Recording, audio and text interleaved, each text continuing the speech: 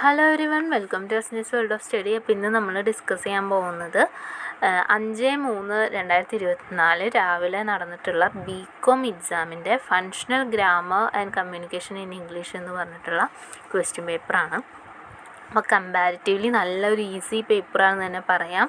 നിങ്ങൾക്ക് എല്ലാവർക്കും അറിയാം 2 മണിക്കൂറാണ് എക്സാം. ടോട്ടൽ മാർക്ക് വരുന്നത് 60 ആണ്.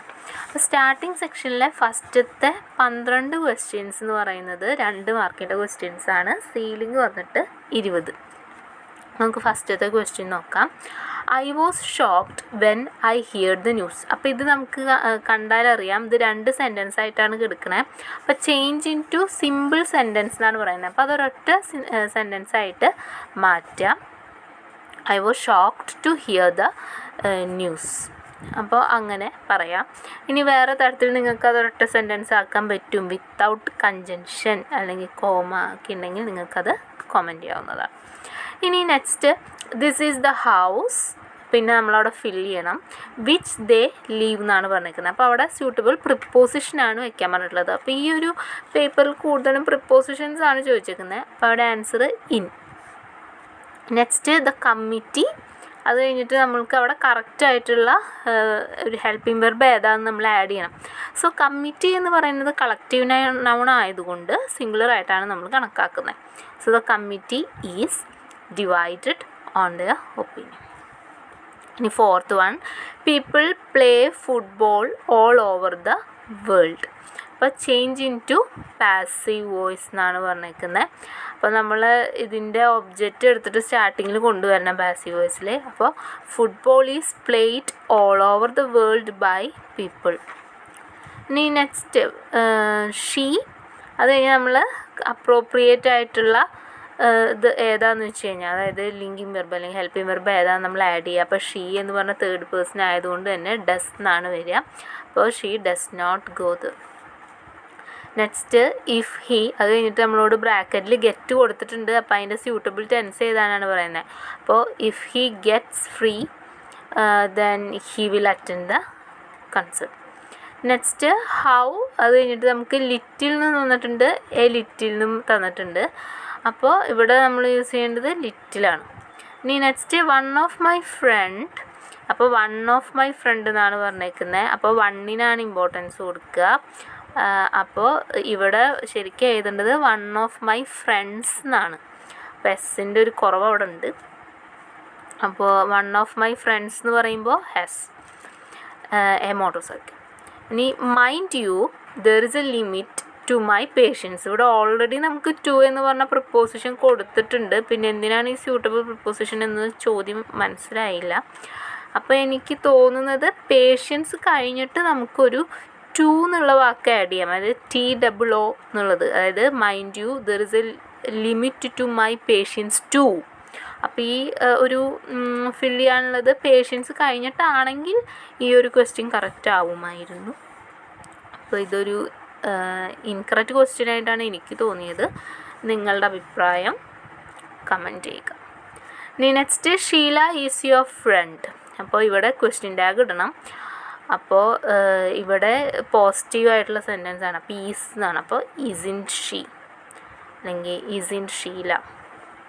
ഇനി 11th question, Karthik's car is old as mine. അപ്പോൾ ഇതിനെ കമ്പാരിറ്റീവ് ഡിഗ്രി ആക്കാനാണ് പറഞ്ഞത്, അതായത് നെഗറ്റീവ് ആക്കാനാണ് പറഞ്ഞിരിക്കുന്നത്. അപ്പോൾ Karthik's car is not older than mine.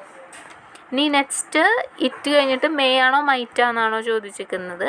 It might rain tonight. ഇനി അടുത്ത സെഷൻ എന്ന് പറയുന്നത് പാരഗ്രാഫാണ്. അപ്പോൾ പാരഗ്രാഫിൽ നമുക്ക് ഈസി ക്വസ്റ്റ്യൻസ് ആണ് വന്നേക്കുന്നത്. അതായത് സാധാരണ വരുന്ന പാരഗ്രാഫിൽ നിന്ന് നമുക്ക് കുറേ എഴുതാനൊക്കെ ഉണ്ടായിരിക്കും. ഇത് 1 വേർഡാണ്.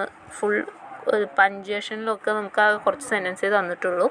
അപ്പോൾ പങ്ക്ച്വേറ്റ് ദ ഫോളോയിങ് എന്നാണ് പറഞ്ഞിട്ട് നമുക്കൊരു സെൻറ്റൻസ് തന്നിട്ടുണ്ട്. അപ്പോൾ അവിടെ നെവർ സ്പീക്ക് എബൌട്ട് എന്നൊക്കെ പറഞ്ഞിട്ടുള്ള ഒരു സെൻറ്റൻസാണ്. അപ്പോൾ നെവറിൻ്റെ അവിടെ ഒരു ഇൻവെർട്ടഡ് കോമ സ്റ്റാർട്ട് ചെയ്യുന്നുണ്ട്.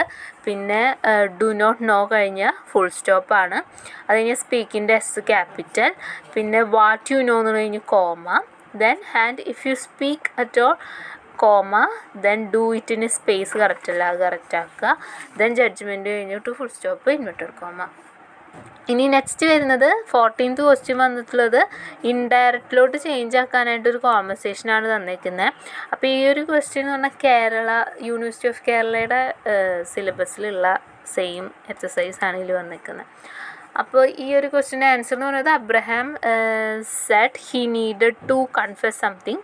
Then Abhinav asked what it was. Abraham admitted that he had broken Abhinav's toy the previous week. Then Abhinav wanted to know which toy it was. Then Abraham told him that the yellow truck and that he had thrown it away. Then Abhinav asked why he had done that.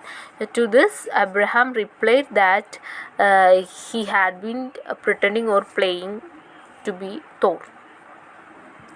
ഇനി next question വന്നിട്ട് passive ആക്കി മാറ്റാനാണ്. അപ്പോൾ 4 ക്വസ്റ്റ്യനേ ഉള്ളൂ. 4 question passive ആക്കി കഴിഞ്ഞാൽ നമുക്ക് 5 മാർക്കും കിട്ടും. അപ്പോൾ ഇതിന് ചോദിച്ച ചോദ്യം ഫസ്റ്റത്തെ the boy lifted the trophy with pride എന്നാണ്. അപ്പോൾ the trophy was lifted by the boy with pride.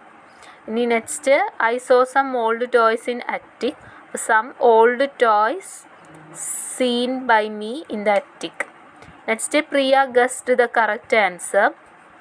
Correct answer was guessed by Priya. Then the child told the truth to the teacher. The truth was told to the teacher by the children or child. Or child ആണ്. So teacher by the child. Next fill in the blanks with suitable preposition. ഇതിലും അതെ 4 ക്വസ്റ്റ്യനേ ഉള്ളൂ. അതും preposition സിമ്പിളാണ്. അത് ചെയ്ത് കഴിഞ്ഞാൽ നമുക്ക് 5 മാർക്കും കിട്ടും. അപ്പോൾ ഒന്നാമത്തെ വരുന്നത് ഷീ ഗിഫ്റ്റഡ് മീ എംബ്രോയ്ഡറി കിറ്റാണ്. സോ അവിടെ വരുന്നത് AN. Next I am grateful to you for being you here. Then he is fascinated by her beauty. Then he is ashamed of his son's conduct. ഇനി 17ാമത്തെ question പറഞ്ഞിട്ടുള്ളത് ഒരു email അയക്കാൻ വേണ്ടിയിട്ടുള്ളതാണ്. അപ്പോൾ ഇമെയിലിൻ്റെ format നമ്മൾ കറക്റ്റ് ആക്കുക എന്നുള്ളതാണ് മെയിൻ കാര്യം. പിന്നെ അത് കഴിഞ്ഞ് നെക്സ്റ്റ് നമ്മൾ മാറ്റർ നോക്കും. മാറ്ററിലെ ഗ്രാമറും കാര്യങ്ങളൊക്കെ കൃത്യമാണോ എന്ന് നോക്കിയിട്ടാണ് അതിന് മാർക്ക് വരുന്നത്. അപ്പോൾ ആദ്യം ഒരു ഇമെയിലിന് 2 ഉണ്ടാവും. CC പിന്നെ സബ്ജക്റ്റ് ഉണ്ടാവും. പിന്നെ ഗ്രീറ്റിംഗ്, അതായത് ഇപ്പോൾ ഡിയർ സർ എന്നോ അല്ലെങ്കിൽ റെസ്പെക്റ്റഡ് സാർ എന്നോ വോട്ടെവർ, അത് ഇമെയിലിൻ്റെ ആ ഒരു വിഷയം അനുസരിച്ചിരിക്കും. അത് കഴിഞ്ഞ് ബോഡി, അതായത് ബോഡിയിലാണ് നമ്മൾ എന്ത് ചെയ്യുക ഈ വിഷയം എഴുതേണ്ടത്. അപ്പോൾ ഇവിടെ ഇൻ്റർവ്യൂവിനാണ് വിളിക്കാൻ വേണ്ടിയിട്ടാണ് നമ്മൾ മെയിൽ അയക്കുന്നത്. സോ റിക്വസ്റ്റ് പോലെ നമ്മൾ എഴുതണം. നമ്മുടെ ആപ്ലിക്കേഷൻ ലെറ്ററിൻ്റെ ആ ഒരു ബോഡിയിലുള്ള കാര്യങ്ങളൊക്കെ ഇതിൽ നമുക്ക് ആഡ് ചെയ്യാവുന്നതാണ്. Then proper closing, name, sign, it's not compulsory, just വെക്കാം. ഇനി next prepare A presentation on the topic education in digital age എന്നാണ് പറഞ്ഞിരിക്കുന്നത്. അപ്പോൾ education on digital age presentation നമുക്ക് ഒന്നെങ്കിൽ സ്ലൈഡ് വരച്ചിട്ട്, അതായത് ഓരോ ബോക്സ് വരച്ചിട്ട് നമുക്ക് എഴുതാം, slide 1 slide 2 എന്ന് പറഞ്ഞിട്ട്. അല്ലെങ്കിൽ നമുക്ക് ജസ്റ്റ് എന്ത് ചെയ്യാം, പാരഗ്രാഫ് തിരിച്ചിട്ടും എഴുതാവുന്നതാണ്. ഇനി 19ാമത്തെ ക്വസ്റ്റ്യൻ എന്ന് പറയുന്നത് ബാരിയേഴ്സാണ്. അതെല്ലാവട്ടും ചോദിക്കുന്ന ഒരു സ്ഥിരം ക്വസ്റ്റ്യനാണ്. Barriers to effective communication. Verbal barriers ഉണ്ട്, നോൺ വെർബൽ ഉണ്ട്, ഓർഗനൈസേഷൻ ഉണ്ട്, ഇൻ്റർപേഴ്സണൽ ബാരിയേഴ്സ്, ഇൻട്രാപേഴ്സണൽ ബാരിയേഴ്സ് ഉണ്ട്. അപ്പോൾ ജസ്റ്റ് ഇത് മാത്രം എഴുതി കഴിഞ്ഞാൽ നമുക്ക് ചിലപ്പോൾ ഒരു 1 മാർക്ക് 2 മാർക്ക് കിട്ടുള്ളൂ. ഇതിൻ്റെ എക്സ്പ്ലനേഷൻ കറക്റ്റ് എഴുതിയാൽ മാത്രമേ 5 മാർക്ക് വരുള്ളൂ. ഇനി അടുത്തത് വന്നിട്ട് എസ്സേ പാർട്ടാണ്. എസ്സേ പാർട്ടിൽ സാധാരണ ചോദിക്കാറുള്ള പോലെ തന്നെ CVയും കവർ ലെറ്ററും ചോദിച്ചിട്ടുണ്ട്. Post of manager in A software company എന്നാണ് ചോദിച്ചിരിക്കുന്നത്. നമ്മുടെ ടെക്സ്റ്റുള്ള അതേ ക്വസ്റ്റ്യൻ തന്നെയാണ്. സോ അത് എളുപ്പമായിരിക്കും എന്ന് വിചാരിക്കുന്നു. അപ്പോൾ CVയുടെ ഒരു ഫോർമാറ്റ് എന്ന് പറയുന്നത് എന്താണ്? Name, address, objective, education, experience, certification, skills, personal information, reference. ഇതാണൊരു സാധാരണ നോർമൽ CVയിൽ വരുന്നത്. ഇനി കവർ ലെറ്റർ വരുമ്പോൾ ആദ്യം ഫ്രം ആണ് കേട്ടോ വയ്ക്കേണ്ടത്. From to, then subject, paragraph 1, 2, 3, പിന്നെ ക്ലോസിങ്, അങ്ങനെയാണ് വരിക. ഇനി നെക്സ്റ്റ് ക്വസ്റ്റ്യൻ വന്നിട്ടുള്ളത് പ്രസൻറ്റേഷൻ തന്നെയാണ്. അപ്പോൾ 5 മാർക്കിനും 10 മാർക്കിലും പ്രസൻറ്റേഷൻ ക്വസ്റ്റ്യൻ തന്നെയാണ് ചോദിച്ചിട്ടുള്ളത്.